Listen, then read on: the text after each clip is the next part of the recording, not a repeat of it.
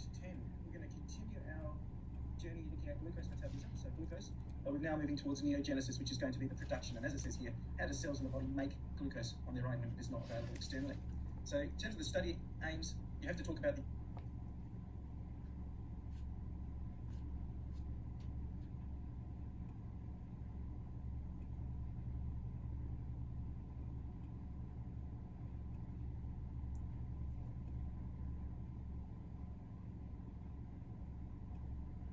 Okay, welcome to lecture 9. So in the previous lecture, we spoke about carbohydrates and predominantly focused on glucose and the different types of bonding that can occur. Now we're going to move on to glycolysis. This is glucose metabolism. We're going to really start getting into metabolic pathways and follow glucose from the start all the way through to the end. So there's going to be a whole series of lectures that are going to get into those fundamental concepts of metabolism. So the idea here is, how do cells turn glucose into energy? What are those key steps? Again, we're going to get into detail, but start to look at it from a very high level view, on the basic concepts, the basic processes. I will highlight to you those key regulatory points and go from there. And then I'll also highlight to you those bits that are critical. Some of the structures or some of the processes you may not need to know, but later on when we come to talk about pathways such as the citric acid cycle, you're going to need to know those pathways because they are just so fundamental to the function of the cell. So let's start off. What are the aims for the lectures? So you have to be able to explain the key steps. So remember, key steps in stages 1 and 2 of glycolysis. I will highlight those to you. You then also need to describe the regulatory points of glycolysis, and this is really important, and not only for this lecture, but for all subsequent lectures. What we're going to talk about are the key points of a pathway, and then we'll talk about the key points of regulation. So it's important to understand a pathway, but it's also important to understand how the cell can regulate that pathway. So this will be a key focus for me, and I want you to understand that. So this will be about how we turn on a pathway, and also how we can turn off the pathway, and how we can interfere with that pathway. We'll also talk about the fate of an important molecule, which is pyruvate. And this molecule, its fate will vary depending on the presence of oxygen. So in the absence and presence of oxygen, we get different outcomes. And we'll also then move away and start to talk about other sugars, other than glucose. How do they enter the pathway? Although this is going to be the vast majority of our focus. It's always going to be on glucose, because this is glycolysis. And then lastly, two more, we'll talk about glycolysis, how it is controlled in both the muscle and the liver. We need to focus on the muscle because glucose is used here for energy. And the liver, this is used here to control the levels in the blood. So we need to contrast these two pathways or these two organs, and you'll see that there are similarities and there are also differences. So it's really important that you know the difference between the muscle and the liver in these particular pathways, and you'll see that as we go through. And then following on, how glycolysis differs in muscle versus liver, as I mentioned before. What are the key differences between the two? So what I would suggest is when you get to this point here, focus on those differences, and then once you identify the commonalities, it's very easy to then remember what the key difference points are going to be. Space for questions. You've got your textbook. Again, you can see there's a fair number of pages, but we'll go through this slowly. And I intend to break this one down into probably several smaller recordings just because of the complexity, and I want to focus on individual topics. Okay, so we know glucose is the principal carbohydrate used in animals. We're animals as well. Okay, we form this group for energy. Now, remember, when we're talking about energy, we are ultimately thinking about the formation of ATP. We are right at the beginning of the process, but we will get all the way through until we start to make ATP within the cell and within the mitochondria, which is what we spoke about right in lecture 1. It is important because it is the only fuel used by the brain under non-starvation conditions. So in the normal situation, the brain is going to be dependent on glucose, and it is also the only fuel used by red blood cells. Okay, so two key pathways, or two key organs, the brain, and if we talk about red blood cells as a collective, as another organ. So as a result, we're going to focus on the metabolism of glucose, and we're going to move into the idea of energy. So very, very important. So first of all, let's define glycolysis. You may have heard of this, but if you haven't, what does it mean? Glycolysis is an energy conversion pathway. This is the way that we take glucose, we convert it into energy, and again, just to repeat, when we're talking about energy, we're talking about the formation of ATP. This process is common across both prokaryotes and eukaryotes. So it tells you that if it's common in these two organisms, this is a very common pathway, but it's also a very important pathway. So bacteria, for example, and humans are still going to use glucose to make ATP. It is very, very important. It is going to be their preferred energy source. And it occurs in the cytoplasm. So why do we do this? We have this point here, we have a distinction of location versus organelles. Okay, so in this case it's cytoplasmic. Later on we'll be more specific, we'll talk about the organelle, and we'll even talk about the exact location within an organelle where a reaction takes place. Because when we come to look at the mitochondria, it is a double membrane organelle. You can actually have the inner and outer regions of the mitochondria being involved. So what happens in glucose? This is one of the first key points. glucose is converted into 2 molecules of pyruvate. Remember, one of the learning aims was around pyruvate. So this is an important intermediate, one that you must know. This formation on its own leads to the generation of 2 molecules of ATP. This is nowhere near the maximum of what we can generate, but it's a nice starting point. Okay, so you need to appreciate that we've got some activation, we've got some energy just from this process. Now we divide glycolysis into 2 stages. So you need to know the difference between stage 1, which is up here, stage 2, which is down here. So break them up in 2 parts. So stage 1 is referred to as a trapping and preparation phase. This is where we take the glucose, prepare it for metabolism, but we don't yet generate ATP. So obviously, those 2 molecules of ATP must be in the stage 2, or the second phase of the process. For the trapping and preparation, glucose is converted to fructose 1,6-bisphosphate. So 1,6 is the location, bis means 2, and phosphate refers to the addition of a phosphate group on these 2 locations. So it's telling you that a fructose molecule on carbons or positions 1 and 6 has had 2 phosphate steps. So we've got 3 steps for this to occur. Phosphorylation step, so this is the first phosphate. It then becomes an isomer, so this is the reorganization of the location of molecules within the, or carbon atoms or groups within the molecule. And then we have a second phosphorylation step, which gives us the second biphosphate, or bisphosphate group. Why is this achieved? First of all, it results in glucose that cannot exit the cell. So by doing so, it is now locked, or as we said up here, it is now trapped within the cell. This is important because once it's in the cell, we can now undergo activity. We can start to have energy being produced. So again, ATP. If this didn't occur, then it could exit, and the cell might then be at a disadvantage and not have enough energy or enough resources later. Once it's in, it is then converted into phosphorylated 3-carbon units. So we're looking at a 3-carbon molecule, and that is an important subunit. That then moves into stage 2, and this is where the ATP generation phase occurs. What are those 3-carbon fragments, or what happens to them? Those 3-carbon fragments are oxidized. So remember, oxidation is loss, so either of an electron or of a proton, to pyruvate. And we will talk about this over and over again. So again, one of those key molecules in this process. Now, what I will do is I'll just zoom in a little bit. It's a bit of a larger diagram, a smaller diagram, I should say. So, remember, we're in the cytoplasm. Stage 1, our glucose is here. We have ATP with the enzyme hexokinase, and we spoke about hexokinase previously in the cofactor lecture. So, this gives us glucose 6-phosphate. We then have the isomerization, phosphoglucose isomerase converts this to fructose 6-phosphate, and then we have a phosphofructokinase. How do we know that this is the name of the enzyme? Well, we've got a phosphorylated molecule, so it's phosphate. We've got fructose, and there's a kinase. So remember, a kinase adds a phosphate to a target. So this tells us that pathway. And so we have our fructose 1,6-bisphosphate. So if I go back up, here it is, fructose 1,6-bisphosphate. This is showing you on the right-hand side. Just swap that out. It's showing you the same thing, but now with the chemical structures. So if you want to see what the chemical structures are, you can see where the groups are being added. You can see that this then gets converted to a different form, the isomer, and then we've got the 2 versions of the bisphosphate that's occurring. And notice we've gone from a 6 to a 5-ring sugar. You then have aldolase, which converts it to 2 different molecules, glyceraldehyde 3-phosphate or dihydroxyacetone phosphate. And we saw this in the previous lecture where we talked about examples of these monosaccharide units. And notice, these are just isomers of each other, so they can be interconverted. And what this means is that both of these products can continue into stage 2. And again, notice some of these arrows are double-ended, so you can have some reversal up here, but not down the end. And remember, when we're talking about the control points, this is going to most likely be the control point for this pathway. So hexokinase is probably going to be the rate-limiting step because it begins this entire phase. So if we can control the activity of hexokinase, we're going to control all subsequent stages. Now, if we look at stage 2, we've got glyceraldehyde 3-phosphate. So here it is. It is acted on by a dehydrogenase. So what does that do? It removes hydrogen atoms. And we can see here that we've got the phosphate, NAD+, so one of those coenzymes, and that is converted to NADH. So 1 proton has been removed, gives you 1,3-bisphosphoglycerate. This undergoes another round of phosphorylation, so there's another kinase. A mutase, remember, converts it to, again, that isomerized version. So we go from the 2 position to the 3 position.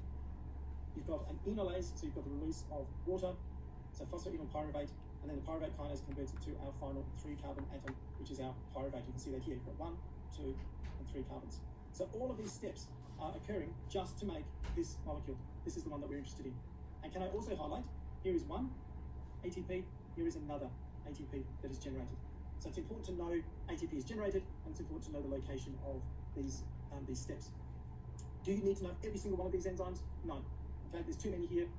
I don't think it's really a useful process for you to know that, but it's important to know these key points. And the other thing that I'll highlight is here that this occurs twice for every molecule. Why? Because you've got this one that can come through, and you've got this one that can come through. So this is occurring once, this is occurring twice. So hence the double output that can be generated.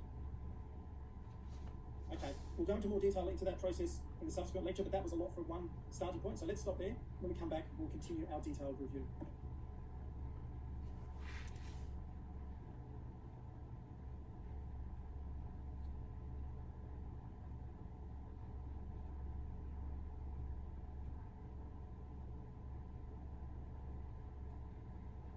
Okay, welcome back. So,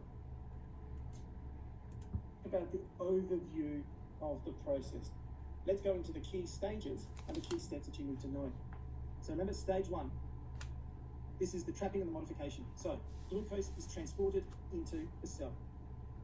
This is an active process. There are glucose transporters within cells that take the glucose that is within the blood and bring it to the individual cell. We need to maintain it within the cell so that we can generate the ATP. So this is an important process. Now this occurs through phosphorylation event, and so we've got our hexokinase. And remember, magnesium and manganese here are required. So these are our cofactors for metabolism. And this gives us one of our key intermediates, glucose 6-phosphate. So where is the phosphate? It's on the 6th position. You'll see that here. Importantly, the phosphorylation of glucose means that it can no longer exit the cell. So the transporters are blocked. Now they're blocked. What I mean by blocked is that because of the addition of that phosphate group, it interferes and it prevents it from just exiting out of the cell. Only glucose can be brought in. So it's not a physical blockage, it just modifies the shape and the structure.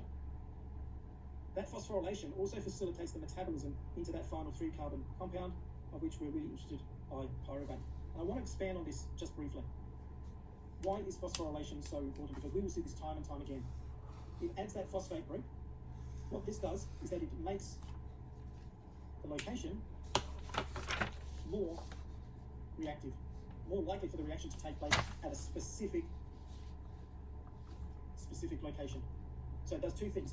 It increases the energy because you've got a phosphate group there, so when you release that, there's an energy advantage, and also by having it located on a specific atom, you've got a specific point of reactivity, and that in turn helps with the development of the required molecule as we are moving forward. So if we look at the diagram, here's our glucose. We've got ATP being invested, so this is being used or added, so it's an energy intensive process. We've got hexokinase. Remember, hexo refers to 6, so the substrate is a 6-carbon molecule, so it's glucose. And the kinase, you can see that the vast majority of the interaction is going to be forward because this is an energy expending process. This is going to drive it forward quite significantly. This gives rise to glucose 6-phosphate, or G6P. Get used to these terminologies because, again, you'll see it in your notes quite a bit. So this is the 6th carbon, and you can see the phosphate group attached. We've now converted ATP. What this does is that it makes the location more reactive, more likely for the reaction to take place at a specific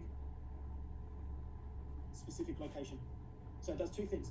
It increases the energy because you've got a phosphate group there, so when you release that, there's an energy advantage, and also by having it located on a specific atom, you've got a specific point of reactivity, and that in turn helps with the development of the required molecule as we are moving forward. So if we look at the diagram, here's our glucose. We've got ATP being invested, so this is being used or added, so it's an energy intensive process. We've got hexokinase. Remember, hexo refers to 6, so the substrate is a 6-carbon molecule, so it's glucose. And the kinase, you can see that the vast majority of the interaction is going to be forward because this is an energy expending process. This is going to drive it forward quite significantly. This gives rise to glucose 6-phosphate, or G6P. Get used to these terminologies because, again, you'll see it in your notes quite a bit. So this is the 6th carbon, and you can see the phosphate group attached. We've now converted ATP to ADP, and we have lost a proton. So you can see this is the first step, the glucose going to glucose 6-phosphate, the first step in glycolysis. And remember, this is therefore going to be a control point. This is going to be a key enzyme that we can control the whole glycolytic pathway. If we modify this, if there are other compounds that will change the activity of this, we can change the direction and also the magnitude of this activity. I've covered this before, but kinases transfer phosphates onto the substrate. In the example above, the substrate is glucose. The reaction is reversed by phosphatases, which remove the added phosphates. So if we wanted to go backwards and use the reverse arrow, there would have to be a phosphatase present for this to go backwards. Now, once we've done that, remember that the next stage was isomerization, changing the isomeric version. And this allows us to produce fructose 6-phosphate. So we go from glucose to fructose. So, next step is that isomerization of glucose 6-phosphate to fructose 6-phosphate. Bit of a repeat there, but that's okay. So if we look here is our glucose 6-phosphate. We've got the phosphate group on top, but we've now got these other molecules that are coming into play. We've got the open chain form. You can see that it's going to want to go to the this structural form, but it can also then be interconverted into the fructose 6-phosphate form, and that in turn can also be converted into this structural form of fructose 6-phosphate, or F6P. And again, you can see that you've lost this group, and we've got a smaller grouping that is occurring. Now, this is a required step because fructose 6-phosphate can then be cleaved into 3 carbon units. And remember, this is the end result of stage 2. These 3 carbon units. So this is going to be a really important molecule. Glucose 6-phosphate is not. So that's the reason. There's a typo there. I'll fix that. There's a reason for this taking place. Glucose can't actually achieve it, so it has to be converted into a different form. We then know that the fructose 6-phosphate is phosphorylated again to give the 1,6-bisphosphate. And it does this by phosphofructokinase. This is another one of those enzymes that you need to know because it is an allosterically controlled key regulator of glycolysis. So highlight that point. Allosteric control is at a different location, and it is a key regulator of that process. So here is the starting point. Fructose 6-phosphate, you can see the location here, plus ATP. Notice the arrow, huge in one direction, much less in the opposite direction. 1 phosphate, 2 phosphates as part of that process. And again, ADP and the proton is released. That fructose, 1,6-bisphosphate, is then cleaved into 2 triose phosphates, which are the 3 carbon fragments.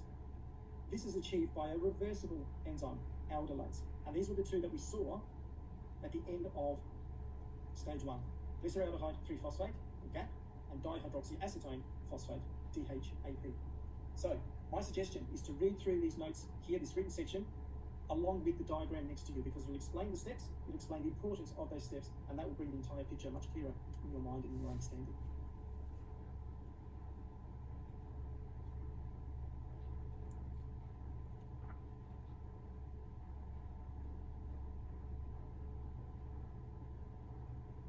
Okay, welcome back.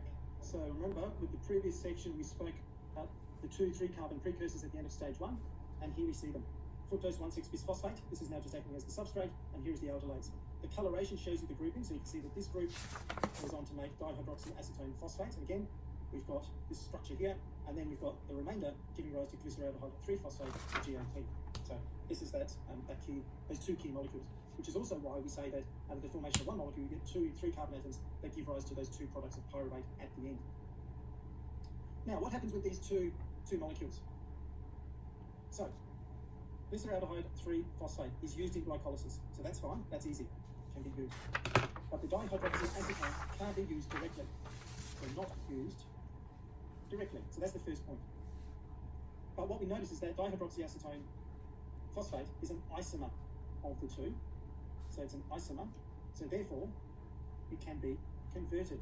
If it wasn't used, this would then be a waste product, and from a cellular perspective, that's a 50% wastage because you would have 2 products and only one of them could be used. This would then have to go into some other pathway. So rather than that occurring, this isomeric change allows 100% of the molecule to be used. So it is converted to glyceraldehyde 3-phosphate by a triose phosphate isomerase. Remember, an isomerase converts isomers. So it converts it from one isomeric structure to the second. So as a result, all of those products, GAP and DHAP, can now be used in glycolysis, so no wastage. So a really clever system within the cell. So let's have a look at the molecule. Conversion of dihydroxyacetone to GAP allows both molecules to be used in glycolysis. So again, you can see this is a bidirectional, so it can occur in both orientations. But remember, the isomeric structure simply means that you have the same molecules, they're all there, but in a different configuration. So very useful. Now, whenever you see something in bold, like I've done here, as part of the text, apart from the heading, this is a key feature, so highlight it. The net result of stage 1 is what? You've had 1 molecule of glucose that's been converted to 2 molecules of glyceraldehyde 3-phosphate, and 2 molecules of ATP have been consumed. So it's actually generated or required energy because of those 2 phosphorylation events from the glucose to the fructose 1,6-bisphosphate. But you were thinking, well, hang on, I thought this was meant to be an energy producing process. Well, sometimes you've got to put energy into the system to then reap larger energy rewards later, and that's what's occurring in this situation. Now, we will see this time over again, this particular process. So that's stage 1. Let's now move on to stage 2. So remember, we've got 2 molecules of glyceraldehyde, 2-phosphate that have been converted individually. This now needs to be converted into the next substrate for it to participate. It's converted to 1,3-bis-phosphoglycerate. So again, 1,3 is the location of 2 phosphates on a glycerol backbone. The glycerol is the 1, 2, 3 carbon atoms that we have here on the left-hand side. Again, this is a redox reaction. Remember the cofactors that we have NAD+. This is going to take a proton, it's going to take this proton, and we need energy, which is the phosphate. So it goes forward, the phosphate is replaced at the proton goes to NAD+ to make NADH, and we've got the release of another proton. So 1,3-bis-phosphoglycerate as that molecule. And I've even reminded you, note the involvement of NAD+ and its reduction to NADH. Why is this molecule so important? This molecule, so 1,3-bis-phosphoglycerate, is energy rich, and this is the molecule that is used to generate the ATP. So again, another key molecule in this process. So notice, I'm trying to highlight to you those key steps, those key enzymes, and in particular those key molecules, and why they are key. Try to eliminate all of the other things that are less critical, but focus on those key issues here. So phosphoglycerate kinase transfers the phosphate from 1,3-bis-phosphoglycerate to ADP. And remember, ADP has got 2 phosphates. To make ATP, we need to add more because this has got 3. And so that's what's occurring here, ADP to generate ATP. Now, 2 in total are generated since we've got 2 molecules of glyceraldehyde, 3-phosphate are generated because we started with those 2 molecules at the beginning. And so you can see that here. 2-phosphoglycerate, here's the phosphate, here's our ADP. The kinase takes this phosphate, transfers it to ADP to now generate our ATP. So this is now energy.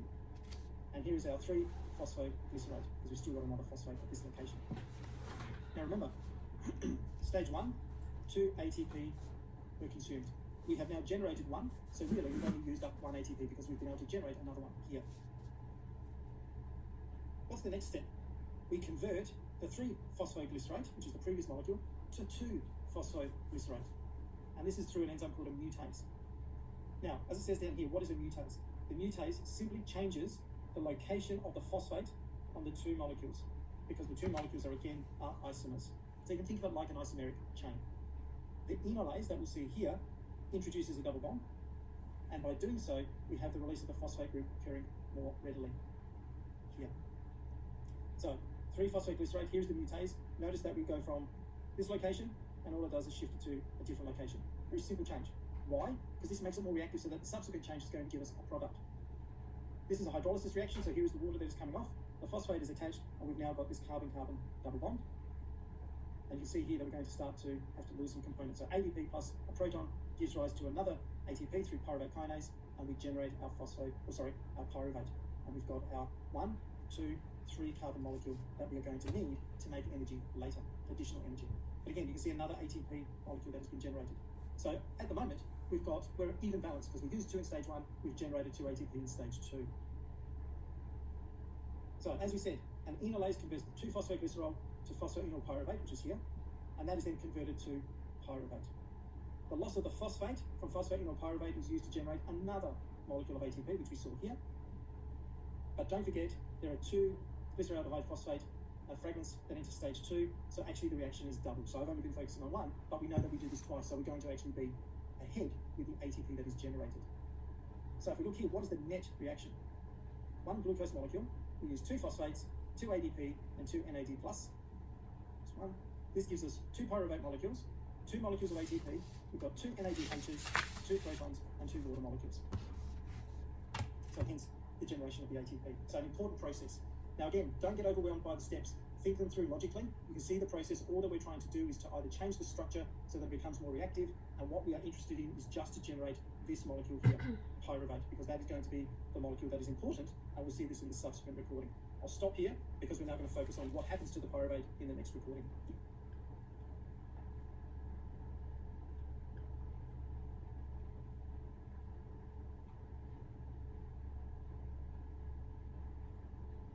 Okay, welcome back.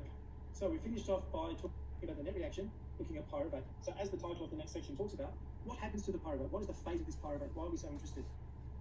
Now, for glycolysis to proceed, NAD+ must be regenerated. And we saw that we're starting off here with NAD+. So this has to be regenerated because it's actually present in limited amounts. Remember that when we were talking about cofactors, that these are generally regenerated, and therefore the cell doesn't require high levels. Because if you can recycle, there's no point making lots and lots of these molecules if at the end of the reaction you're just recycling it back, so there's going to be a limited amount.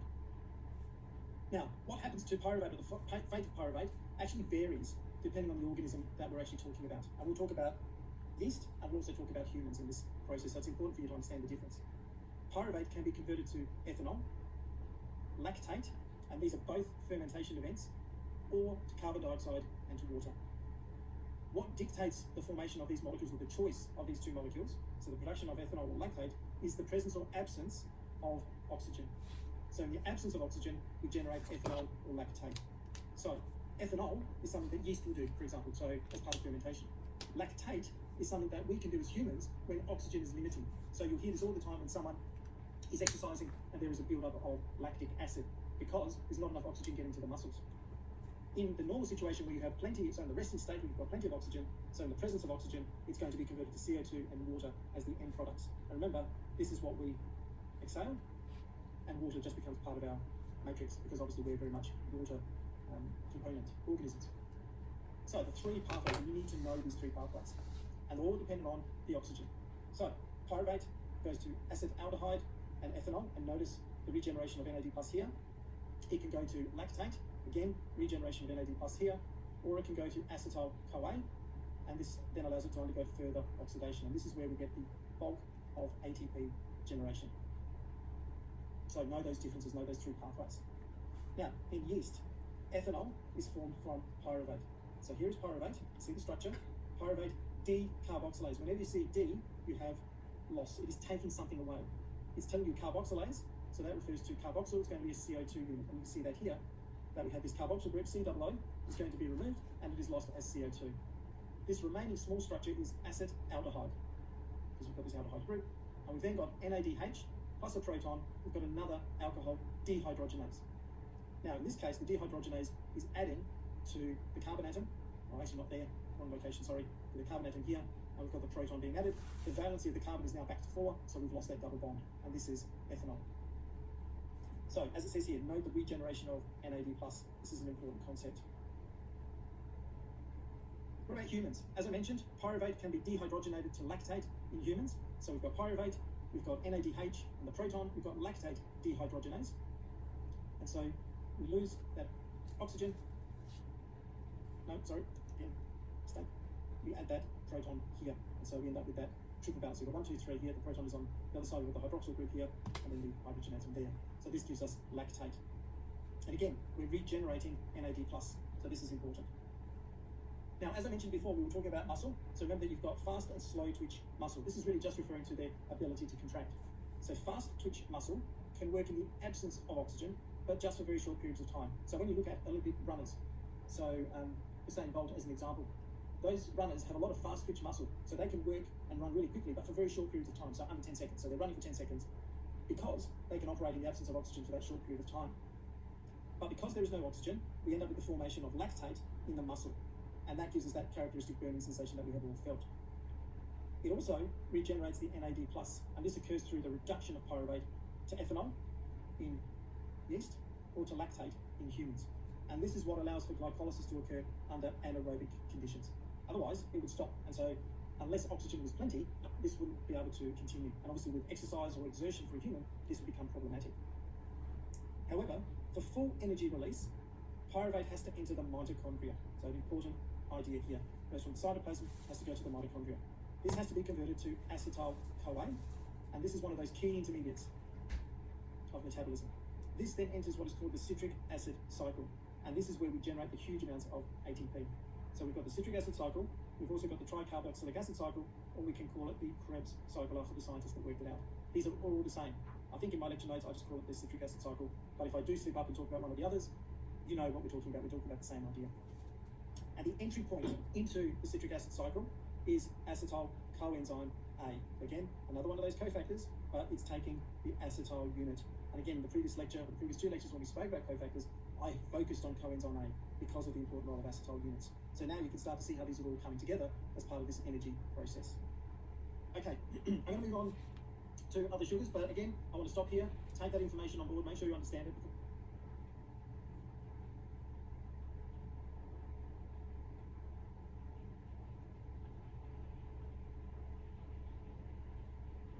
welcome back.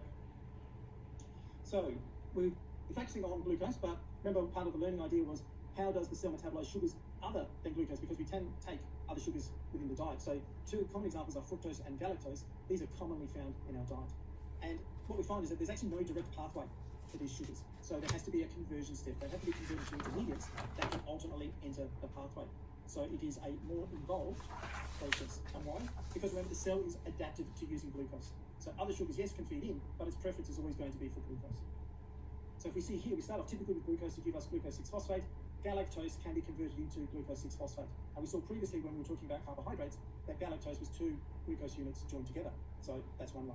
We've got fructose from adipose tissue, so as fat stores can feed into the fructose 6-phosphate step. So remember, we had the interconversion because this was a requirement. So again, that's another pathway of entry. We've got the fructose 1,6-bisphosphate. So again, we've now just got another way of increasing this molecule. Oops. And then we've got our two intermediates, dihydroxyacetone and glyceraldehyde phosphate, and these go through to make pyruvate. You can also have involvement of fructose through the liver in both pathways to feed into these molecules here. So it can be higher up, it can also be lower down, so we've got these entry points. So nothing is going to be lost, which is useful from our perspective. So as we mentioned before, fructose can also be phosphorylated to give us fructose 1-phosphate. We've already seen that that's a key intermediate in glycolysis through the action of fructokinase. GAP and DHAP are produced, and DHAP has to be converted to glyceraldehyde phosphate for glycolysis, so nothing is new there. Galactose is converted to glucose 1-phosphate in 4 separate steps. Once that's occurred, it can then continue within the pathway as for glucose. Now, I haven't shown you those steps because really the focus is not on galactose or other sugars, it's really about glucose. So the key point of this part of the lecture is how do other things come in. So the key point really is this diagram, because it shows you how you can have the interconversion. The steps that are occurring here, don't worry about it. It's not critical. It's just this is being converted into this is converted into here. Here it's a direct conversion, it's just the phosphorylation. Here we're going from one molecule to another, hence the addition of steps. But really the focus is just going to be on the glucose and it's moving into these other pathways or different derivatives. So hopefully that helps to reduce some of the load. Okay, so we've spoken about the generation of the pathway. And remember that I said to you it's important to understand the pathway, but it's also important to understand the control of pathways. So now what are the control of pathway points of glycolysis? So first of all, there are 2 roles of the glycolytic pathway. One is that we have glucose being degraded to generate some ATP. Remember, this was in stage 2 as we've covered before. But the other is providing building blocks for the formation of fatty acids and amino acids. So this is biosynthetic reactions. So it doesn't all have to go to energy. It can also go into the formation of these other molecules through a biosynthetic pathway. So the rate of conversion of glucose to pyruvate is regulated to meet both of these needs. If you need a lot of energy, the cell will change its metabolism to focus on generating products that give ATP and also the acetyl units that go into the citric acid cycle, so the pyruvate, and then its conversion to acetyl units. If, on the other hand, the cell is growing, there's a requirement for fatty acids or amino acids, it can shuttle across to the other pathway. So what we find is that enzymes that catalyze irreversible reactions are the areas where we've got potential sites of control. Because if we can regulate at these points, we can then dictate whether we go into part 1 or part 2. So making ATP or building other molecules. So what are these control points? And these are the ones that you must know. It's going to be phosphofructokinase, hexokinase, which we saw was right at the beginning, and pyruvate kinase, which was right at the end. All of these are irreversible reactions. The activity of these enzymes are controlled through allosteric effectors. And remember, this is at an external site, and we can either increase the activity or we can decrease the activity. This is a really important idea. You should be familiar with allosteric control already, but remember, you can think of it a bit like a dimmer switch. We have the ability to turn the enzyme activity up, and when we've got more activity in one pathway and we don't need it, we can turn it down and shuttle those intermediates into other pathways. And as a result, we'll end up with a different outcome. And we've got multiple control points. Here we've got the phosphofructokinase, hexokinase, and pyruvate kinase. Notice these are all kinases. Okay, so it's all going to be phosphorylation events. And remember earlier, we spoke about muscle versus liver. So now we're going to start off with muscle as the control point. So, phosphofructokinase tells you the kinase that acts on phosphate that is attached to fructose, or PFK. This is the most important control point in the mammalian glycolytic pathway. So immediately that tells you this is an important point for you to understand. High levels of ATP, allosteric, inhibit PFK. And this makes sense because the activity of this is going to generate ATP. So if we have high levels of ATP present,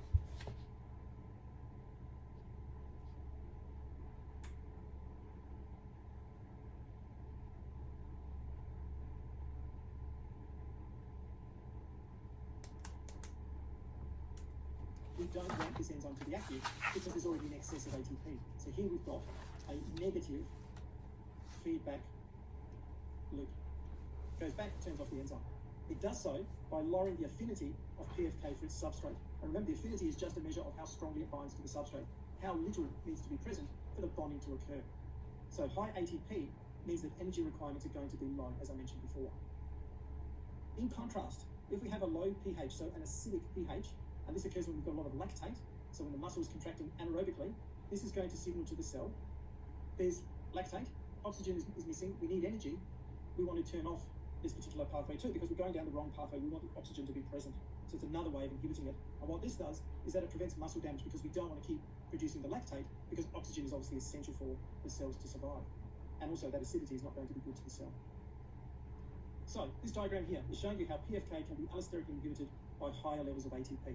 So we've got velocity on the vertical axis and we've got fructose 6-phosphate on the horizontal axis. So in low ATP we see a normal Michaelis-Menten kinetics. As substrate goes up, we get increased velocity, and then here we've reached the plateau region. But notice that at very low substrate levels, if we've got high ATP, it's very much delayed until we get to really, really high levels and then it catches up. But notice there's this massive gap of reduced activity, and we still are not reaching maximum activity, but we have to be at really, really high concentrations of the substrate. So this is showing you that inhibition that is taking place. If we then move on to the next step, the hexokinase, remember this catalyzes the very first step in glycolysis, and I mentioned previously that the first step is usually the rate limiting step, because if you can control that first step, you control the entire pathway. It too is inhibited by its product. So remember, we generate glucose is converted to glucose 6-phosphate, and this is another example of feedback inhibition, or that negative loop that is occurring. And so this prevents the production or overproduction of excessive substrate. And lastly, pyruvate kinase, this controls the efflux from the pathway. Remember, this is going to generate the pyruvate. So again, ATP allosterically inhibits pyruvate kinase, and it's for exactly the same reason as phosphate fructokinase. If there is already a lot of ATP, there's no point taking that substrate to generate more ATP. So we want to turn off the pathway. So let's look at these diagrams. So diagram showing the control points of the glycolytic pathway. So first of all, highlight here at rest. So this is now us. We're sitting here, we're reading, we're listening, we're heavily concentrating, we're at rest. So glycolysis is inhibited because the energy requirement is quite low. What we see here is the entire pathway. So there's nothing new. And what we have here is the muscle fibers are relaxed. Because of that, there is no build-up of lactate. And then there's no acidity going up, so there's no marker. So as glucose is converted by hexokinase to glucose 6-phosphate, this level comes back, negatively inhibits and stops this from occurring. Whatever glucose 6-phosphate is there, if there's excess amounts, it gets shuttled and it gets converted into glycogen, which is a storage form of glucose. So we don't go through this entire pathway. So all of these subsequent steps are going to be prevented because this is going to be limited. Most of it is going to glycogen. If we keep going and we say, well, okay, we've got a lot of ATP, or low levels of, or the ratio between the two, we see that ATP comes back and blocks phosphofructokinase, again, stopping it going forward. And right at the end, pyruvate kinase is also blocked by ATP to stop the formation of pyruvate. It's the same process that's occurring. So we've just got multiple points within the same pathway. Because remember, we've got other ways to feed in. We can feed in fructose here as well. So we've got to have a bypass. If we bypass glucose but we just have fructose, then this is going to be overactive anyway. So that's not going to be useful. So it's important to have multiple points of control. The other thing to highlight is that we've got small, thin arrows. Why? Because if you look over on this side, we can see that the arrows are wider, showing that there is a movement. So here we're showing that there's really not a lot of movement. Over here with the large arrows, this is indicative of a lot of movement of products through this pathway. So during exercise, there is energy requirements. There's going to be build-up of lactate if there's oxygen is limited because we're unfit or that we're exercising at a really high level. So therefore, glycolysis is going to be stimulated. So what we see now is the reverse. Glucose is acted on by hexokinase to give us glucose 6-phosphate and keeps going. Notice now that glycogen can feed into the pathway. So it feeds in as opposed to before. And again, this should make sense. This is here as a short-term storage. So as it's required, it's another way to feed into the pathway. We notice now that ATP, or the ratio, is now reversed. So high levels of AMP. So ATP inhibited, AMP stimulates phosphofructokinase. Fructose 1,6-bisphosphate is generated. It now stimulates pyruvate kinase because if this is higher, it needs to make its way through the pathway, and as a result, the kinase gets activated, and so we generate more pyruvate. And we either use lactate for a sprint, or for the long term, we have the normal metabolism which is occurring. So we end up with CO2 and the water being generated. So a very low, more gentle process where there's lots of oxygen. So oxygen plenty, oxygen is low here. And you can see here the muscle fiber is shown contracted, so it's activated. So it's contracting, and so there's energy requirements that are occurring within the cell or within the host. Okay, that's the muscle. Let me stop there because when we come back, we'll focus now on the liver because it is going to be slightly different. So see you.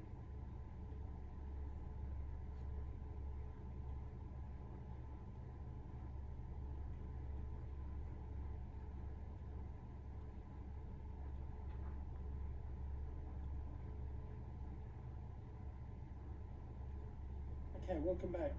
So we finished with muscle. So now let's move over to glycolytic control in the liver. So first of all, I want to talk about why we're focusing on the liver. First of all, the liver has great diversity in its biochemical reactions. So it's involved in metabolism, controlling lots of different processes, but in particular, it maintains the blood glucose concentrations within the organism. It also has other metabolic and cleansing functions, but we're going to talk about it in the context of glucose. It is also the organ that is responsible for storing glucose as glycogen and then releasing it later as stores are low. And so all I'll say here is see diagram above. So we saw that here where we had the release. So this was going to be the liver coming into play, allowing for glycogen to be released. And again, we've also got the liver coming into play here for the storage. So you can see that these are not going to be exclusive. They have to work in tandem. So it's important that you understand how they control and regulate each other. So phosphofructokinase. ATP and changes in pH are going to be less important for controlling phosphofructokinase in the liver. And this makes sense because remember, those changes in ATP and pH are within the muscle where you've got this active metabolism. So it's going to be dependent on other byproducts for its control. So what we see is that PFK is inhibited by citrate, and citrate is an early intermediate of the TCA cycle. And here's an example where I have used a different wording: citric acid cycle or the Krebs cycle. This is one of those early intermediates, which remember is where we start to generate ATP, or going down that pathway. So citrate is one of those molecules. So therefore, if we've got high levels of citrate, this means that there are high levels of biosynthetic precursors. So extra molecules are not required because they're already feeding in. So as a result, the liver is going to respond to these changes in blood glucose, and it can do this through the fructose 2,6-bisphosphate. Remember, that was that control point. We go from glucose to fructose. So it's a key molecule, and we said that previously as well. So in the liver, fructose 6-phosphate levels rise when glucose levels rise. And this leads to fructose 2,6-bisphosphate being produced. That in turn activates PFK, which in turn stimulates glycolysis. It's got to go through the pathway. So if we see this diagram here, again, look at the arrows. These are big and thick arrows showing the flow of molecules. Glucose to glucose, fructose 6-phosphate. Some of it gets cycled across to fructose 2,6-bisphosphate, which activates phosphofructokinase and gives us the 1,6-bisphosphate. So diagram showing how fructose 2,6-bisphosphate controls PFK.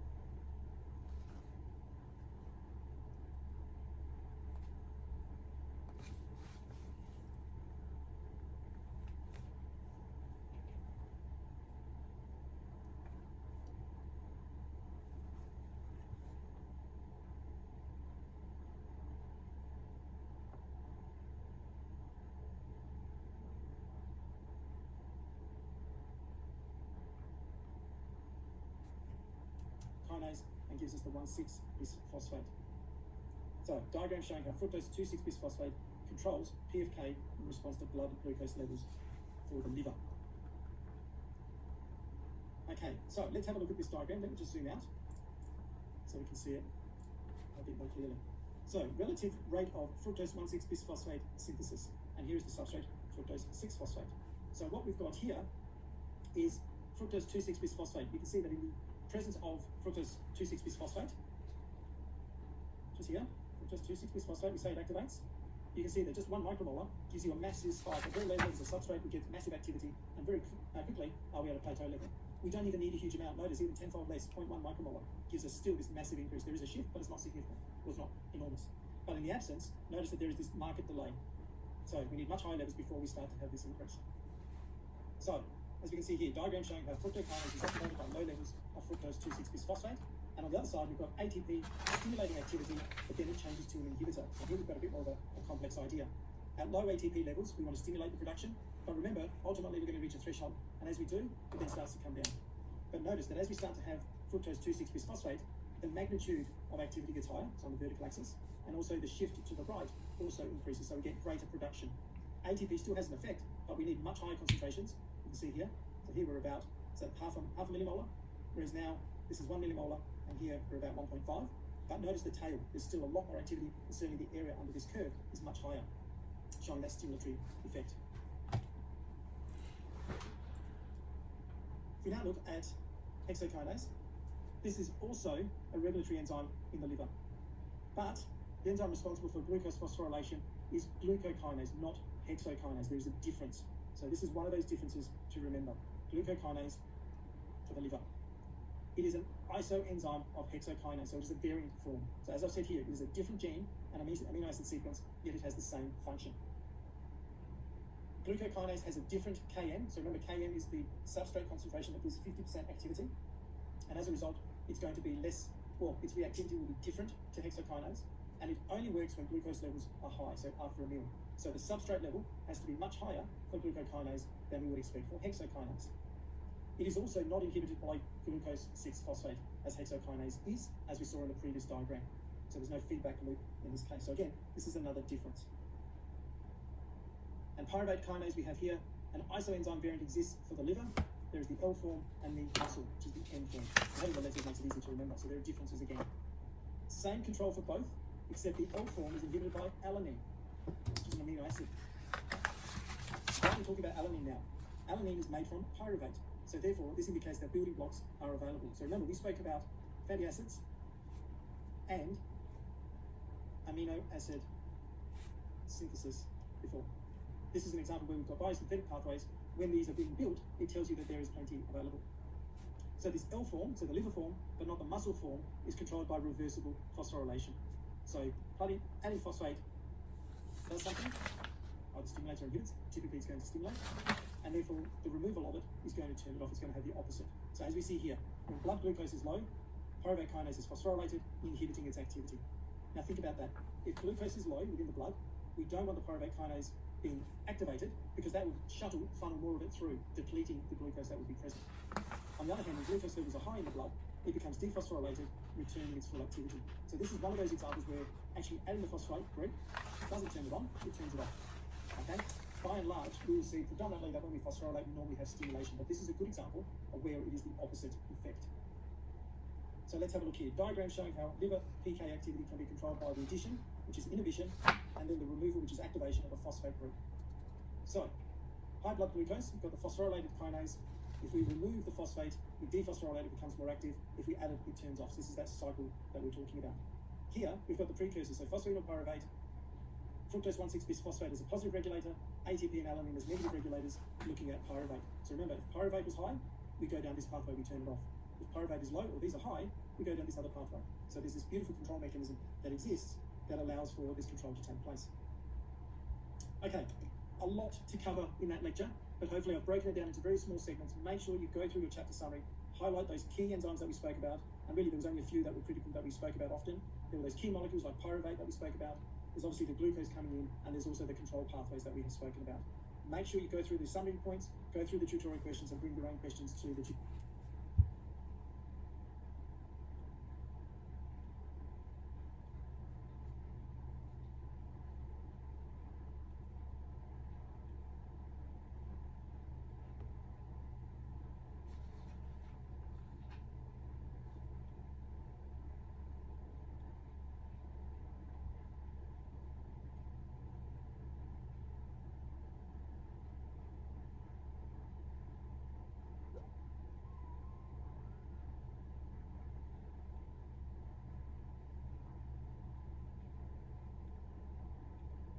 Okay, come back. So, what we have here, I'll just scroll down, make the screen a little smaller, is the gluconeogenesis pathway. Now, on first sight, you might look at this and think, well, this is complicated, and there's a lot going on, and there's a lot that's being shown. But remember, what is being shown here, on this side, on the right-hand side, are the structures. Depending on how you learn, this might be useful for you, because it shows you the chemistry of the reactions. And this is quite useful to see, okay, well, what is actually occurring? So I don't want to discount these, but remember, make sure you understand those key points that we're talking about here first before you start to get into this detail. So we started off, we've had our pyruvate, and we've got this same type of reaction. So remember, we've got lactate and some amino acids can come in to give us pyruvate, and here it is. Carboxylase, So remember, carboxylase is going to get that carboxyl group. So here it is in bicarbonate, and it's an ATP-driven process, gives rise to oxaloacetate. And some amino acids can feed into oxaloacetate.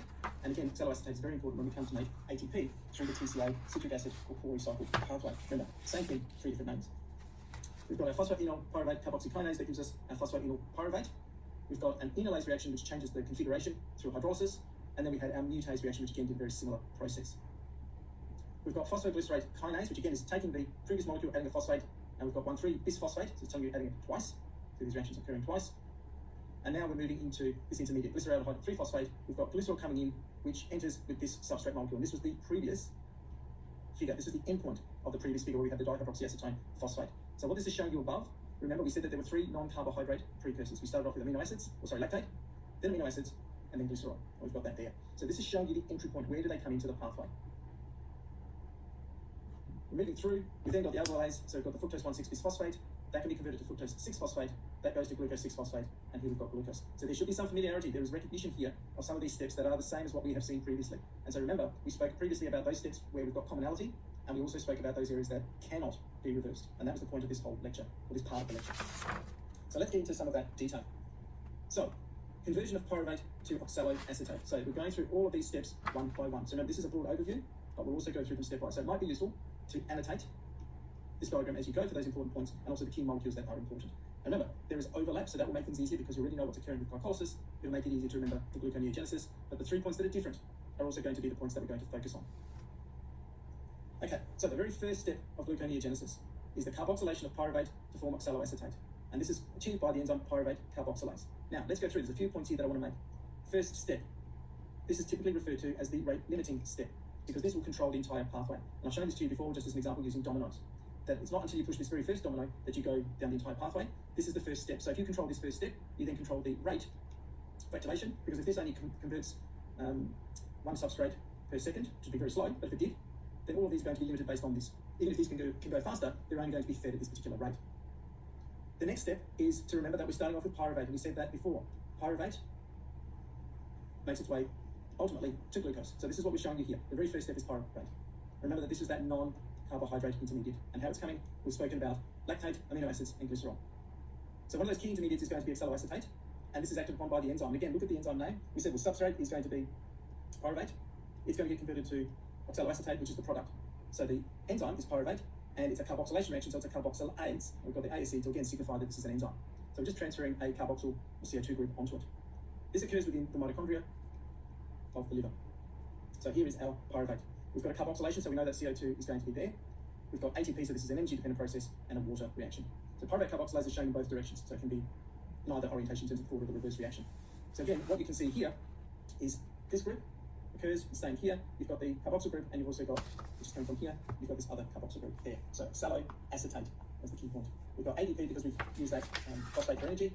Phosphate has been released. You can see that this is not being attached, so it's not attached. If it's not attached, then it is just used for energy. Now let me rewrite that because I did a really bad job of just writing the word. Okay, and we've released 2 protons, so this can also lead to acidification. Now, what are the key steps? It's a very simple reaction, but there are key molecules that are involved in this control. And the first one is biotin, and this is a vitamin. This is vitamin B7 derived, so again, it's one of those cofactors that we spent talking about in the previous lecture. This is the prosthetic group of pyruvate carboxylase. Now, prosthetic group is part of the enzyme, okay, but remember, as a cofactor, it's involved in carrying electrons or carrying part of the reaction and allowing it to occur. In the absence of the biotin, the pyruvate carboxylase is not going to be functional, so it's important. So biotin acts as an activated carrier of the carbon dioxide, and this is critical because remember, carbon dioxide is the additional group that's being added. This is an addition reaction because it's a carboxylation reaction. We're adding CO2. And this is a 3-stage process. We have bicarbonate, which is shown here. That's bicarbonate. Now, bicarbonate is part of the blood buffering system, maintains the blood pH around 7.4, but as a result, you have large amounts of bicarbonate available, so it's a readily available molecule. You've got ATP. ATP is going to phosphorylate the bicarbonate, and that's what we see here. We've got the phosphate that has been attached and the ADP that has been released. This leads to activation of bicarbonate. Now, when we see the word activation, what we're talking about here is the addition of the phosphate. Okay? Now, that activation is going to, again, facilitate the next stage of the reactivity, which is what I mentioned to you previously. We then have our biotin that is linked to the enzyme, what we've got up here. We've got our substrate, which was the activated bicarbonate, and now we've got CO2, which is bound of pyruvate carboxylase, the orientation in terms of the forward or the reverse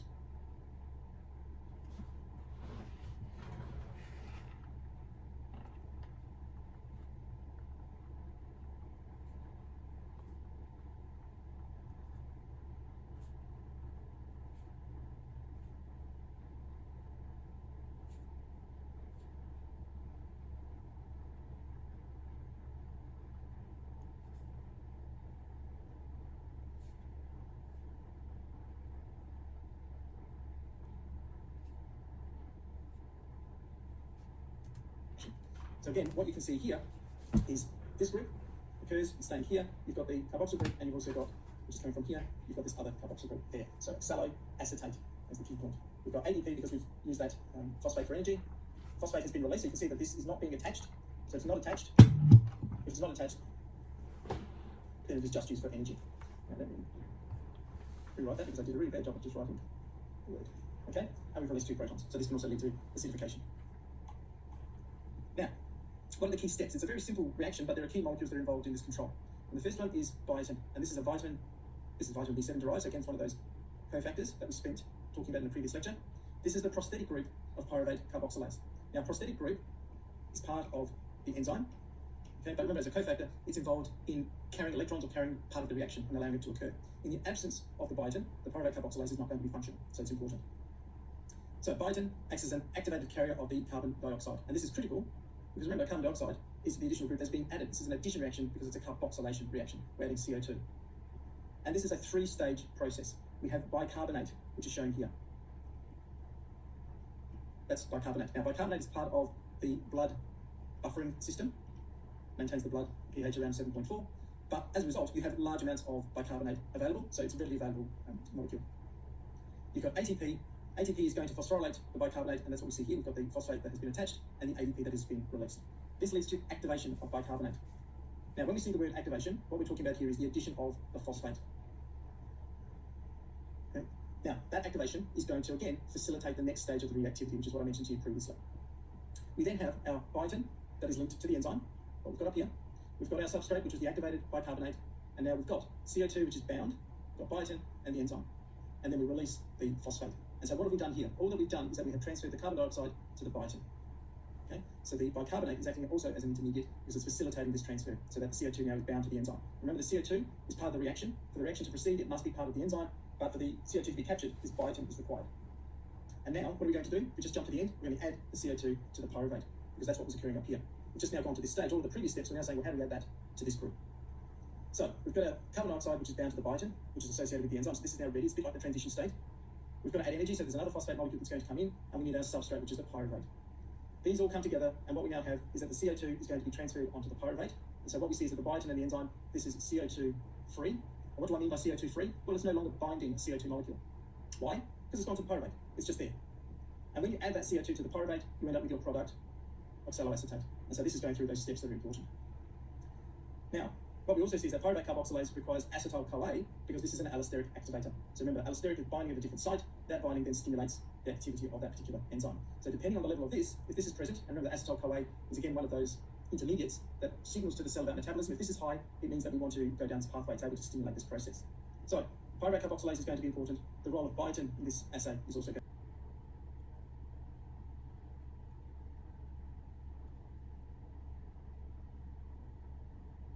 This is where it's linked to the Okay, hi everyone, welcome to lecture 11. Moving on to glycogen, and as I've written here, how is glucose stored in the body?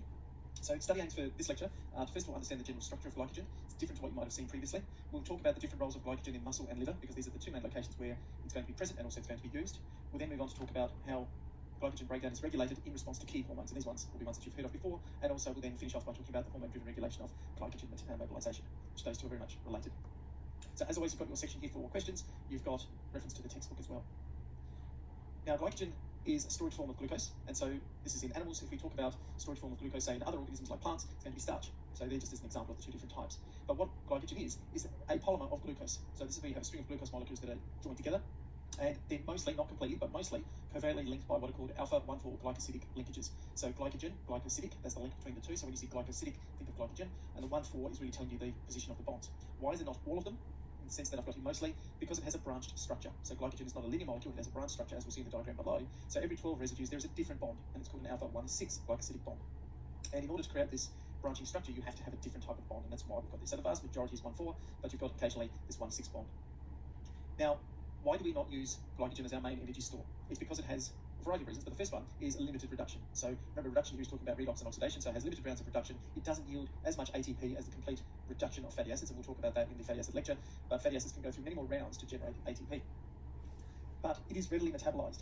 And so this is a ready source. It's an easy, quick source, whereas fatty acids are more of a longer-term source of energy. And it can be used in anaerobic conditions. And that's important because under exercise, where oxygen levels might be reduced, you need to have an energy source. And for fatty acids, that's not going to be possible, so we use glycogen. And because of this reduction limit in ATP, we just don't have the store. So you can see, as we'll get into later, we just don't have the same amount as we might have for fatty acids. Now, as we saw with the learning objectives, we're going to talk about liver and muscle. And the reason for that is that they're the major stores of glycogen. So liver and muscle is the major location where we find glycogen. And again, this is either to control the level of glucose within the blood, so for the liver, and in the muscle, it's really for that activity. And it constitutes 10% of the weight of the liver versus only 2% by weight in the muscle. So you can see you've got a very limited supply in muscle. This is going to be expended very quickly with exercise, and then you need to use alternate sources. As I mentioned before, the liver serves to maintain blood glucose levels so that you have a homeostatic control. And skeletal muscle, the glycogen there is to serve the energy demands of muscle on demand. And so this is when you've got a fight or flight response, as an example, you have to run, then you need rapid energy. Now, in terms of the storage, glycogen exists as small granules within the cytoplasm. The size doesn't really matter, 10 to 40 nanometers, but very small. And they each contain about 55,000 glucose molecules. So it's very, very densely packed, and that's an important concept. And this dense packing really comes about with those bonds. I've highlighted this again, we've mentioned it before, but whenever you see something in bold, just to highlight the importance, in the liver, glycogen synthesis and degradation are regulated to maintain blood glucose levels. So this is a key theme that we will talk about. The level of glycogen within the liver, if you've got too much glucose, you're going to try and build up more glycogen within limits. And if there is a demand for glucose, this is going to be a quick and rapid release mechanism, so the degradation of glycogen to release the glucose, which can then be used for energy. So in this diagram here, this is showing first of all the branch structure, so a very gross overview of glycogen. Now, here you've got a letter G, so as it says here, a protein called glycogenin. This is important for the formation or the initiation of this cluster, because you only have the one protein and then you have all of the other bonds. Remember that most of these that are linear are alpha 1, 4. These points of junctions where they branch off are alpha 1, 6 bonds. So structure of glycogen now shown here. So each one of these individual units is glucose, but because this is a polymer, these are then joined together, and you can see that the most common bond is going to be the 1, 4, and we see it here. So one position on this glucose molecule joined by an oxygen atom to the 4th position, and if we go to the 6th position, and the 1, 6 across here. So this is where the branching occurs, and this is the linear profile. You can see here the two ends, the non-reducing ends. This is really just about the points of reactivity, but this is going to go from left to right and we can extend. Now, glycogen degradation. We mentioned up here the liver, glycogen synthesis, so making it, but degradation as well, maintains blood glucose levels. So what is glycogen degradation? It's glycogen lysis or glycogenolysis. So whenever you see lysis, it's cutting, and we'll talk about it multiple times, but we will talk about lytic events or lysis, particularly with fatty acids, because with fatty acids we have to chop them off 2 carbons at a time, so this is where you'll see it a lot, but it's the same idea here, glycogenolysis, where you're starting to break the glycogen into its glycogen or glucose units.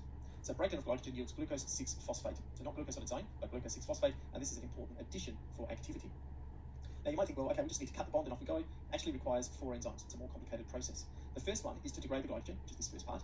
The other 2 to maintain it as a substrate, because it needs to be metabolized. And then 1 to convert it into that suitable form for metabolism. And this last point is also very important. Whatever your precursor molecule is, it needs to be in a state that is able to enter the metabolic pathways, so that whatever energy, whatever ATP it's able to release is in a form that is compatible. If it's not, then it can't enter those pathways, you're not going to generate that ATP. So very, very important concept. So let's go through these. So the first one to degrade glycogen. So we have a phosphorylase, cleaves glycogen to release glucose 1-phosphate. So this is the enzyme that is cutting or leading to that lytic event. So glycogen phosphorylase is the key regulatory enzyme of glycogen breakdown.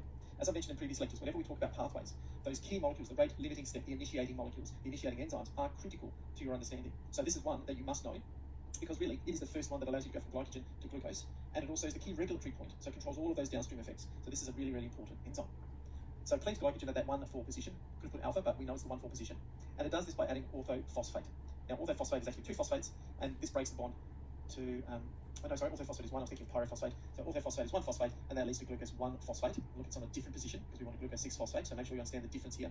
This is just to release it, but remember it's not in the state that we wanted, which is why this last enzyme at the bottom here is required. So glycogen plus phosphate, inorganic phosphate, we have lots of phosphate within the body. You know that ATP has 3 phosphate molecules, so there's a ready source available. This converts or splits one of those glucose molecules to glucose 1-phosphate. We've now got the glycogen that continues, but we say N-1 residues because we have lost a residue. We've lost 1 glucose molecule, which is shown here. And this process is called phosphorylysis, phosphorylysis, because we've got a phosphate group and we're lysing. So it's the same idea, it's just adding the phosphate as the molecule which is breaking the bond and releasing that particular glucose molecule. So the phosphorylase, which we've got up here, glycogen phosphorylase, leads to the sequential removal of glycosyl residues. Glycosyl is the correct term, but you could also just say glucose residues, because remember it's just a string of glucose molecules. These are removed from the non-reducing ends of glycogen. So these are those ends with a free hydroxyl group. So here is a glycogen molecule. We can see here we've got a free hydroxyl group. Here there is no free hydroxyl group because there's going to be a bond. So this is the free one with N residues. So here it's 4. Here's the phosphate coming in. Obviously the enzyme is going to be acting. We add it to this bond here to break the alpha 1,4 glycosidic bond, and we see the release of glucose 1-phosphate, because remember this is 1, we have 1 to 4, so this is the 1 position, and we then have the glycogen residue which has been released, and it's N-1 because we've lost this particular glucose. If the cell needs more, what does it do? It just keeps going, chop, chop, chop, keeps going until it needs to remove that molecule. Now, glucose 1-phosphate, we don't want that, but not surprisingly, it's readily converted to glucose 6-phosphate. Makes it very easy for the cell to use. This is the preferred and the required substrate. It's energetically favourable because we have this phosphate group. And what you can think of here is this is very similar to what we see with ATP. When we talk about energy within the cell, we talk about ATP. Where is the energy? The energy is in the bond with the phosphate, and releasing that phosphate releases energy. And in essence, we've got the same thing here. We've got a phosphate group attached to the glucose, releasing it, moving it because we're going to have to move it to a different carbon, is going to release energy, which makes us thermodynamically or energetically favourable because of that phosphorylation state. So it's going to facilitate this process. So one step facilitates the subsequent step. What else do we need? We need a debranching enzyme, and this is required for glycogen breakdown. Remember that glycogen is a highly branched molecule. What a relation state. So it's going to facilitate, because we're going to have to move prefer. Remember, this is 1 to 4, so this is the 1 position, and we then have the glycogen residue which has been released, and it's N-1 because we've lost this particular glucose. If the cell needs more, what does it do? Just keeps going, chop, chop, chop, keeps going until it needs to remove that molecule.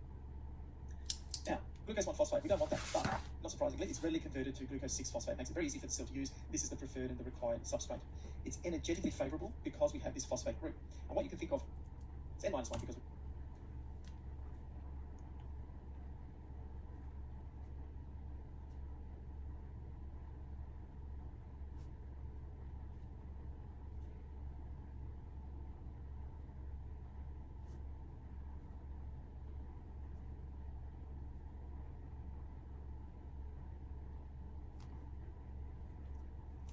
this particular glucose. If the cell needs more, what does it do? Just keeps going, chop, chop, chop, keeps going until it needs to remove that molecule. Now, glucose 1-phosphate, we don't want that, but not surprisingly, it's readily converted to glucose 6-phosphate. Makes it very easy for the cell to use. This is the preferred and the required substrate. It's energetically favourable because we have this phosphate group. And what you can think of here is this is very similar to what we see with ATP. When we talk about energy within the cell, we talk about ATP. Where is the energy? The energy is in the bond with the phosphate, and releasing that phosphate releases energy. And in essence, we've got the same thing here. We've got a phosphate group attached to the glucose, releasing it, moving it because we're going to have to move it to a different carbon, is going to release energy, which makes us thermodynamically or energetically favourable because of that phosphorylation state. So it's going to facilitate this process. So one step facilitates the subsequent step. What else do we need? We need a debranching enzyme, and this is required for glycogen breakdown. Remember that glucose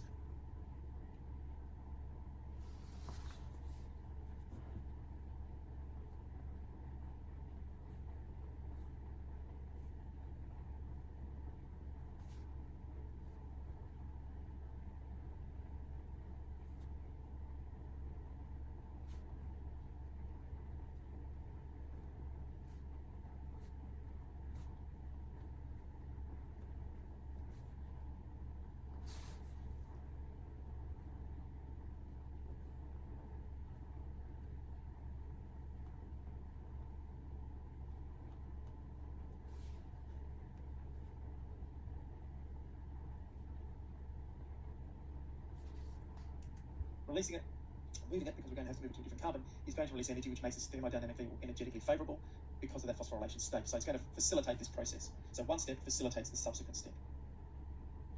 What else do we need? We need a debranching enzyme, and this is required for glycogen breakdown. Remember that glycogen is a highly branched molecule. So 1 in 10 residues of glycogen are branched. Glycogen phosphorylase cannot cleave at the alpha-1,6 bond in glycogen. So recall before we said the phosphorylalysis occurred at the alpha-1,6 bond, alpha-1,4 bond, but we have alpha-1,6 bonds also being present. So how do we work at that particular location? So what we see is that the glycogen phosphorylase actually stops lysing at 4 residues away from that branch point. So if we say that there's 10 residues, or 4 away means that only 6 molecules of glucose will be released. It's a great reduction in the total capacity that could be released, so there has to be another way. And what we see is that the remainder of the glycogen is degraded through a process called remodeling. And this is basically just shifting the groups around so that the enzyme is able to continue its activity. So remodeling, an activity of a transferase. And the transferase, as its name suggests, transfers groups. And there is also an alpha-1,6 glucosidase. So these are the 2 enzymes that are important in this remodeling process. What does it do? The transferase shifts a block of 3 glucose residues, remember, glucosol, glucose, interchangeable term, from one outer branch to another. It removes those last 3 and shifts them elsewhere. And by removing them, there's now a continuation of that linearity, and the enzyme is able to continue to release those individual glucose molecules as is required. And so what this does is that it exposes a single glucose residue, which is linked by an alpha-1,6 linkage. That should be alpha, not A. Apologies. And this is hydrolyzed by the alpha-1,6 glucosidase. So remember, we had the second enzyme that is able to cut at that location. And that free glucose is now phosphorylated by another enzyme, which is called hexokinase. You can tell what this is going to do. Hexo is telling you 6. Glucose is a 6-carbon molecule. It adds phosphate. A kinase is an enzyme that will add phosphate. So 6-carbon phosphate adding molecule. And in this context, we know that that substrate is going to be glucose. So if we look at this diagram, here is a string of glycogen. So we've got our alpha-1,4 linkages in a line, and it's saying core because this is where it's linked to the protein, and this is the first branching point. And then we've got another string of alpha-1,4, and here's the alpha-1,6 linkage. you want to remove those glucose molecules. We've got lots to cut off, and so here we're showing 8 that are being removed, so there's 8 phosphate molecules, just showing you as a collective. You could repeat this 8 times, obviously, but it's just showing you as one, and this is where the phosphorylase comes in. We now have a branching point, and we've got 4 glucose molecules, and we said, well, when we've got 4, phosphorylase is not able to work. So what happens? Transferase comes in, it cuts this bond, and it shifts it to the end of the previous grouping. And so if you see this diagram, these 3 are now attached to the yellow glucose molecules here. It's taken out and physically moved it across. And so we've now got 1 glucose molecule here. Now this could be problematic, but remember, we've got an alpha-1,6 glucosidase. It acts on this, chops it, and removes it, and we now have this string of linear alpha-1,4 glucose molecules. Phosphorylase is able to come along and just cut, and we've no longer got that issue. So it does require some additional steps, but you can see limited requirement in terms of activity. By removing that group, you've got this massive linear glucose chain, which allows for the enzyme to be active and in turn release all of those molecules. So as it says, diagram showing the glycogen remodeling, action of the transferase, removing 3 glucosol units, so 3 glucose molecules in blue, 1,6 glucosidase, which hydrolyzes, so hydro referring to water. You can see I've got water molecule here to remove that last glucose molecule. This diagram is now just showing you that hydrolysis. We've shown it simply here, but here is another way of demonstrating this. So here's glycogen, we've got that bond, this is the 1,6 bond, because this is what we're looking at here. You've got the water molecule, you've got the alpha-1,6 glucosidase. Based on the nomenclature here, we know that this is a 1,6 bond, because this enzyme would only work on a 1,6 substrate. This gets broken, and you can see that what you're going to do is that oxygen is going to be converted to a hydroxyl, and you've got the same thing occurring on this side here. So we've got glucose and the glycogen residue as well, but it's now shortened by 1 glucose molecule, and this can then go off and be used. What else do we need? The third one, phosphoglucomutase. Phospho for the phosphate, gluco for the glucose, and mutase. Mutase can be thought of as a converter. It converts it from one state to another. That's all it is. So this is taking glucose with a phosphate group and converting it from one form, so glucose 1-phosphate, which is what we had released initially, and converting it to glucose 6-phosphate. In essence, it's shifting the position of the glucose from the 1 position to the 6 position. That's all. As I've written here on the second line, a mutase is an enzyme that shifts the position of a phosphate group on a substrate, and it contains a phosphate group itself. So the enzyme contains a phosphate group on a serine residue, and the serine residue is part of the active site. Now, why is this important? This phosphate group on the serine is involved in an exchange reaction. So it is exchanged to the glucose 1-phosphate, and the 1-phosphate is then removed. And in turn, it's returned back to the enzyme, and this now leaves the glucose as glucose 6-phosphate. It's essentially swapped over. The phosphate that is on the mutase enzyme is transferred. The 1 position is removed, given back to the enzyme, but is now transferred onto the 6 position. So it's a bit of a rearrangement. And by transferring the phosphate back to the phosphoglucomutase, it retains its activity. It's able to repeat the next cycle. We've been able to shift the phosphate from the 1 position to the 6 position, and now convert the glucose into a substrate, which can be used metabolically, which can be used for enzyme action, and of course for energy production. So this is what this is showing. What we can see down here on the bottom, we're in yellow, this is the phosphoglucomutase. It's just showing you a very small portion of the active site. And you know the active site is going to be a protein, and proteins are made of amino acids. And here we've got serine as the amino acid with a phosphate group attached. Here is our glucose 1-phosphate coming in as the substrate, and here is the phosphate on the incorrect position. Incorrect for metabolism. You've got glucose 1,6 bisphosphate, so this phosphate gets attached to this group, so that's the first step. So the mutase donates it. It's 1,6 bisphosphate because we've got 1, 2, so biphosphate, and they're on the 1 and 6 position. This is no longer required, so it gets donated back to the mutase, and we can see it's now brought back to this location, and in doing so, we've been able to convert the enzyme back to its preferred state, glucose 6-phosphate state, which is shown here. This is now able to go into metabolism and can be readily used. So I'm going to stop there simply because I think it shows really nicely how glucose can be released from glycogen, the importance of the first step, certainly the importance of these intermediate enzymes in that release of additional glucose molecules, and then this very last state where we have the conversion across. But please don't lose sight of the fact that the first enzyme, the rate limiting step, is the one that is important because it releases the first glucose molecule that limits or controls the activity of the entire pathway, and that's really critical for this process. Okay, I'll stop there. I'll see you in the next recording.